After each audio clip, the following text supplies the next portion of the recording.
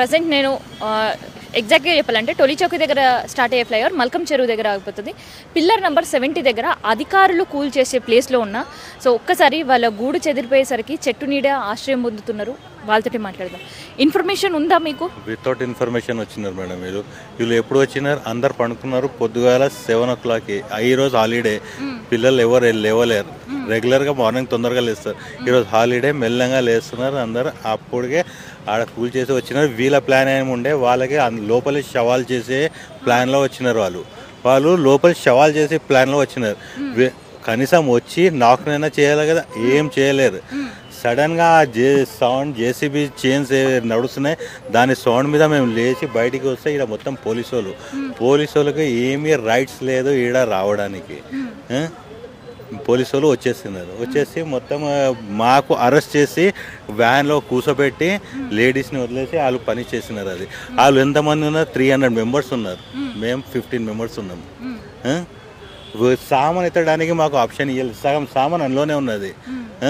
మా బట్టలు, ఇంకా ఏమంటారు, మా డాక్యుమెంట్స్, మా పిల్లలు, మా సిస్టర్, అన్ని డాక్యుమెంట్స్ లోపలే ఉన్నాయి. ఇంకా ఇల్లీగల్గా మాకు అరెస్ట్ చేసి వేరే అన్నోన్ పర్సన్స్ మా ఇంట్లో వచ్చి ఏమేమో ఎత్తుకోపోయినారు. అన్నోన్ పర్సన్స్, వాళ్ళు ఏం తెలియదు, లేడీస్ చెప్తున్నారు.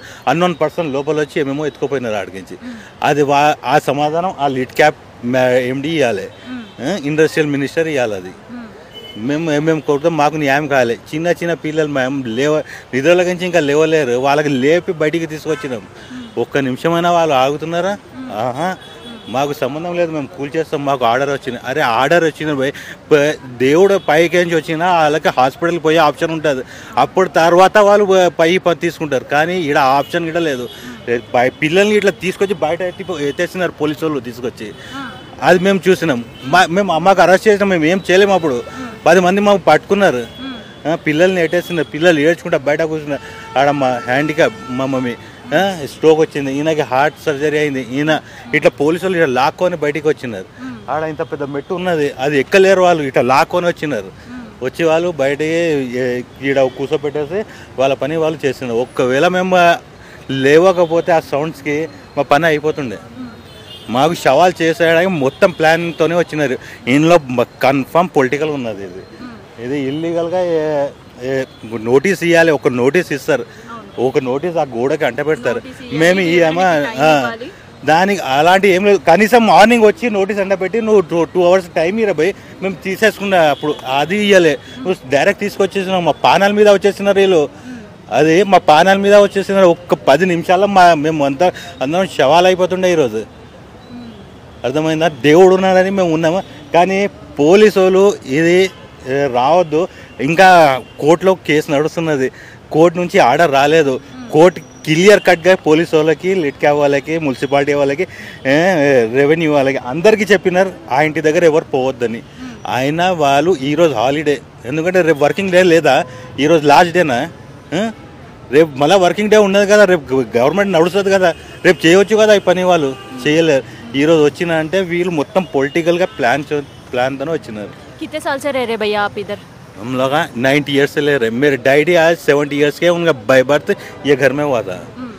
आप तो घर देखे होंगे ना, कौन से किस से मटेरियल से बना, सो में घर है वो. तो वो हिसाब से देखे तो हम 90 years से समझे ना. हमारी एकड़ जो है ज़मीन है. नहीं तो उनका कई को लड़ते थे, कई को उनका पावर यूज़ है बोल के मिस यूज़ करते थे. हम आपको चांस ही नहीं दिया उन लोग. अगर कर रहा था तो कल भी कर सकते थे, एस्टरडे भी कर सकते थे. एस्टरडे भी नहीं करे, टुमारो भी नहीं करे, उन लोग आज करे. उन लोगों का पूरा प्लान था और नोटिस नहीं दिया हमारे को. अगर मर जाते तो आज पूरा ख़त्म ही हो जाता था. क्या बोलते हैं, रेवंत रेड्डी तो हैप्पी रहता था, उसको प्रॉब्लम कुछ भी नहीं होता था. प्रॉब्लम हमारे को होते थे, मेरे रिलेटिव्स को होते थे. अरे सवाल ऐसे बन गए बोल के, समझे ना? क्या इशू था? उन लोग क्या इशू रेज कर रहे? उन लोग बोल रहे प्रॉपर्टी मेरी है बोल के. मैं बोल रहा हूँ प्रॉपर्टी मेरी है बोल के. ऑलरेडी कोर्ट में केस चल रहा है, हाई कोर्ट में केस है, इधर उधर नहीं है, हाई कोर्ट में केस है. आपको राइट्स नहीं है ना.